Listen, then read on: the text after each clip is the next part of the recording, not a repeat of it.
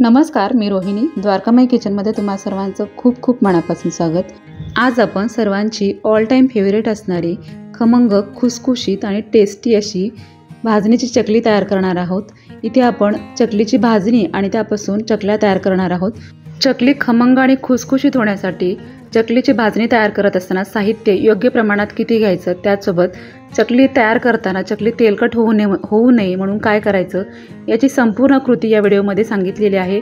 त्यामुळे व्हिडिओ कुठेही स्किप न करता संपूर्ण बघा, तुम्हाला नक्कीच आवडेल.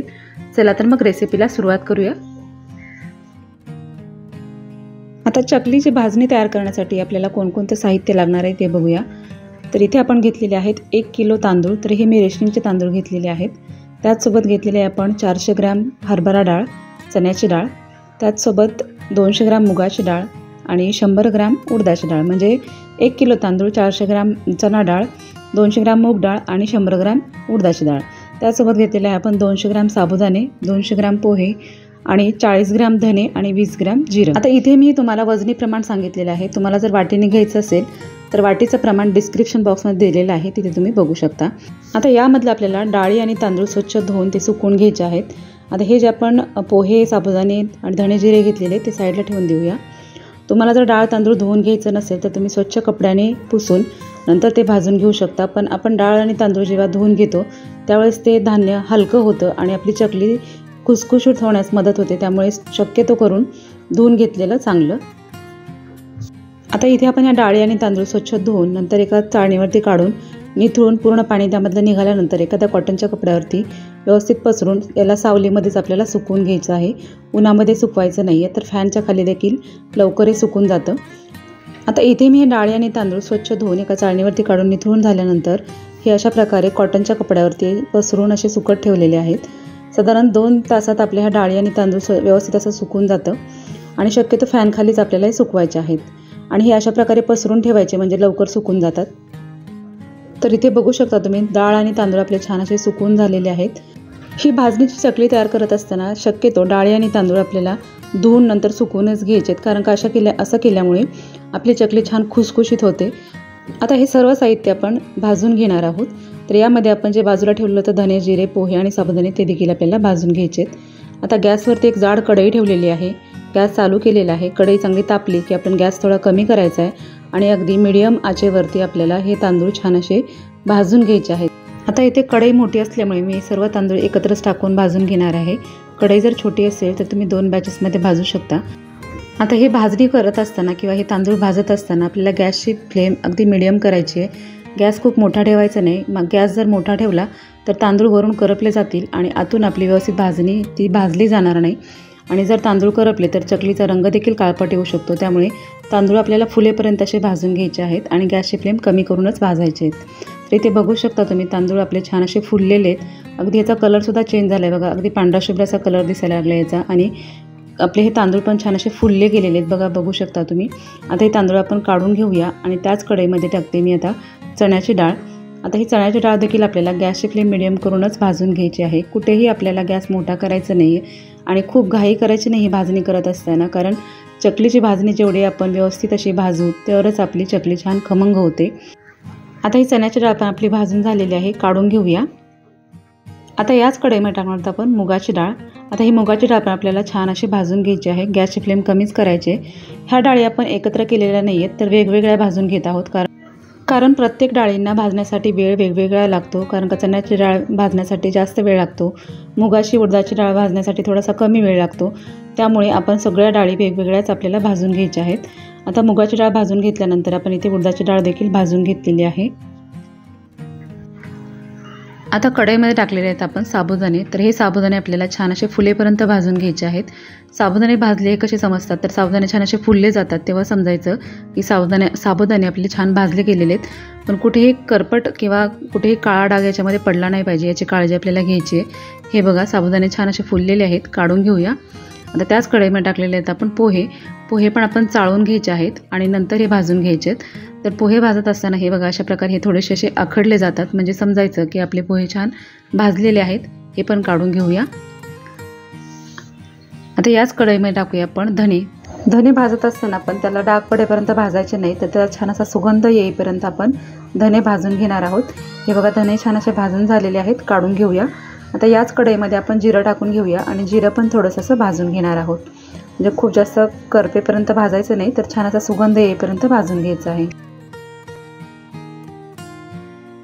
तर इथे आपली सर्व भाजणी तयार झालेली आहे। भाजणी सर्व एकत्र करून घेतलेली आहे। आता ही पूर्णपणे थंड झाल्यानंतर आपल्याला चक्कीतून दळून आणायचे। जेव्हा चकलीची भाजणी आपण दळण्यासाठी देतो तेव्हा गिरणीवाल्याला सांगायचं की तांदळावरतीच दळून द्या, किंवा तुमच्याकडचे तांदूळ त्यांना देऊन ते दळल्यानंतर चकलीची भाजणी दळण्यासाठी सांगायचे।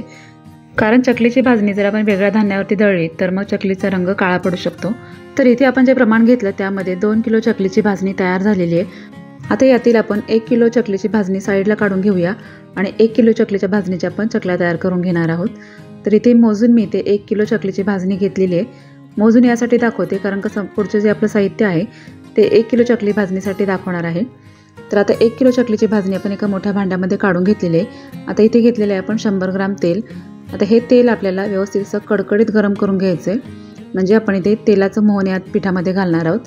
तर कडकडीत केलेलं तेल आपण पिठावरती टाकून घेऊया आणि या पिठामध्ये तेल व्यवस्थित असं मिक्स करून घ्यायचं आहे। पिठाला व्यवस्थित लागेल असं तेल पिठाला पूर्णपणे चोळून घ्यायचं, म्हणजे सर्व पिठाला ते व्यवस्थित लागलं जातं। भाजणीच्या चकल्या तयार करत असताना तेल देखील प्रमाणातच घ्यायला हवं, कारण तेल जर जास्त झालं तर चकल्या तयार केल्यानंतर तळत असताना त्या तेलामध्ये विरघळू शकतात किंवा तेलकटसुद्धा होतात।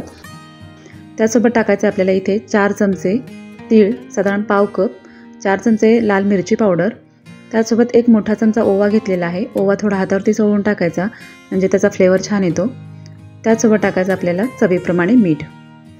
आता मीठ आणि हे सर्व साहित्य व्यवस्थित मिक्स करून घेऊया। इथे आपण याच्यामध्ये हळद टाकलेली नाही आहे, कारण हळद जर आपण चकलीमध्ये टाकली तर चकलीचा रंग काळपट येऊ शकतो, त्यामुळे इथे आपल्याला हळद आपण टाकणार नाही आहोत। सर्व साहित्य व्यवस्थित मिक्स करून झाल्यानंतर आता यामध्ये आपण गरम पाणी टाकून घेणार आहोत।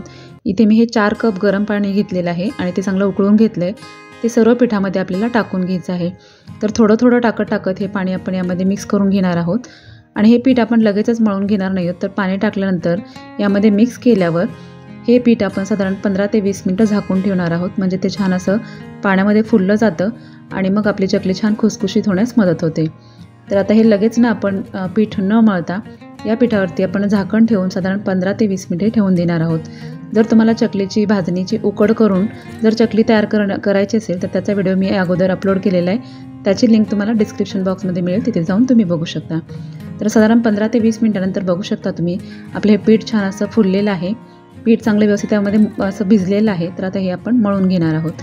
तर मळत असताना पहिलं जे आपण पाण्यामध्ये टाकलेलं आहे त्यामध्ये थोडंसं मिक्स करून घ्यायचं। पाणी जर आपल्याला कमी वाटत असेल तर नंतर वरून थोडं थोडं पाणी टाकत आपल्याला हे पीठ मळून घ्यायचं आहे आणि हे वरून जे आपण पाणी टाकणार आहोत ते सुद्धा आपल्याला गरमच घ्यायचं आहे।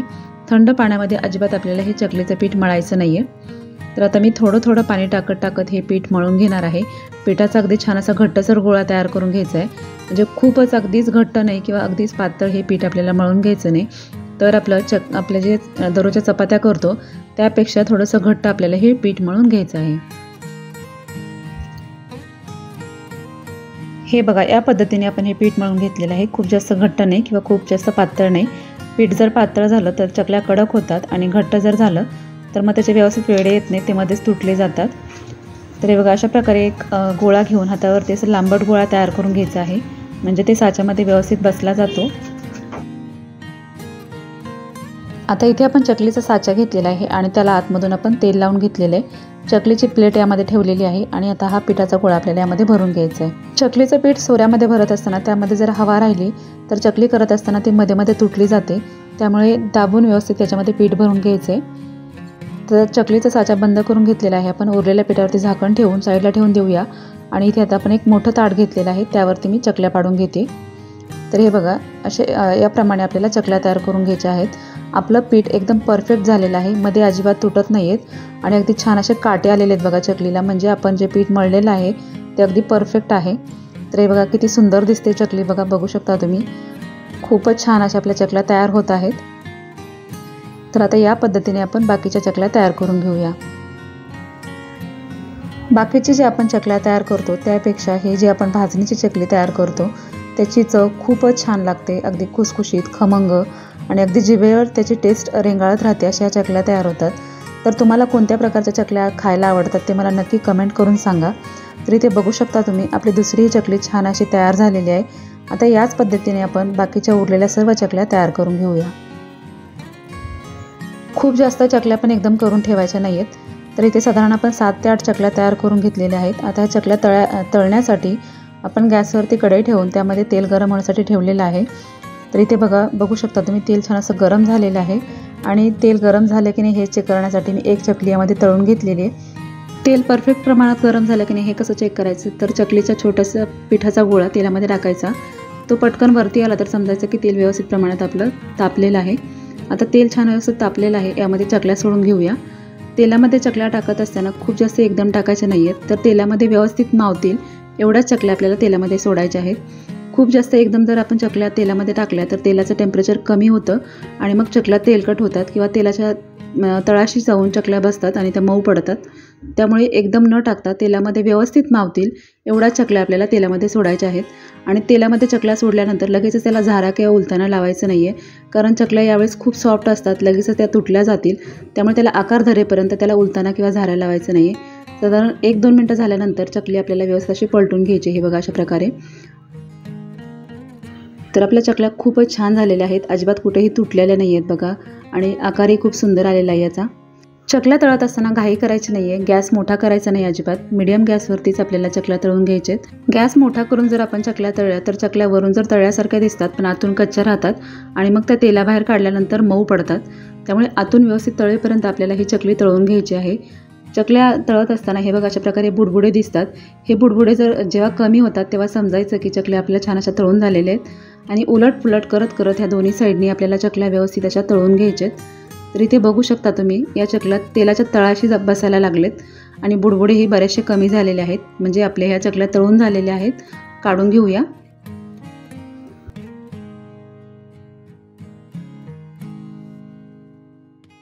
तर इथे बघू शकता तुम्ही मस्त अशा आपल्या चकल्या तयार झालेल्या आहेत, अजिबात कुठेही त्याचा आकार चेंज झालेला नाही आहे। अगदी गोल गरगरीत काटेदार अशा आपल्या चकल्या तयार झालेल्या आहेत। तेलामधून चकल्या काढल्यानंतर एखाद्या भांड्यावरती चाळणी ठेवून त्यावरती काढून घ्यायच्या आहेत, म्हणजे थोडंफार काही याच्यामध्ये तेल असेल ते निघून जातं। आता याच पद्धतीने आपण सर्व चकल्या तयार करून तळून घेऊया आणि नंतरचे बॅच तळत असताना आपण गॅसची फ्लेम थोडीशी कमी करायची, म्हणजे तेलाचं टेम्परेचर थोडंसं कमी करायचं आणि नंतर चकल्या यामध्ये सोडून घ्यायच्या आहेत। खूप जास्त जर आपण हाय फ्लेमवरती जर ह्या चकल्या तळल्या तर मगाशी सांगितल्याप्रमाणे चकल्या आतून कच्च्या राहू शकतात। तर या पद्धतीने आपण सर्व चकल्या तयार करून घेतलेल्या आहेत। इथे बघू शकता तुम्ही खूप सुंदर अशा चकल्या आपल्या तयार झालेल्या आहेत, कलरही सुंदर आलेला आहे आणि अगदी गोल गरगरीत काटेदार अशा आपल्या चकल्या तयार झालेल्या आहेत। आता एक चकली मी तुम्हाला तोडून दाखवते। तर इथे बघू शकता तुम्ही आपल्या चकल्या अजिबात तेलकट झालेल्या नाही आहेत आणि अगदी मस्त खुसखुशीत आपल्या चकल्या तयार झालेल्या आहेत, आतून पोकळ वरून एकदम खुसखुशीत आणि खायला तितक्याच टेस्टी अशा भाजणीच्या चकल्या आपण आज तयार केलेल्या आहेत। या चकल्या डब्यामध्ये भरून ठेवल्यानंतर सुद्धा अजिबात मऊ पडत नाहीत, मस्त खुसखुशीत राहतात अगदी संपेपर्यंत। तर आज आपण मस्त खुसखुशीत खमंग अशा भाजणीच्या चकल्या तयार केलेल्या आहेत। कोणाकोणाला ही रेसिपी आवडली ते नक्की कमेंट करून सांगा आणि तुम्हाला कोणत्या प्रकारच्या चकल्या खायला आवडतात ते सुद्धा मला नक्की कमेंट करून सांगा। ही रेसिपी जरी आवडली असेल तर व्हिडिओला लाईक करून चॅनलला सबस्क्राईब करायला विसरू नका। भेटूया अशाच एका छान अशा रेसिपीसोबत, तोपर्यंत नमस्कार।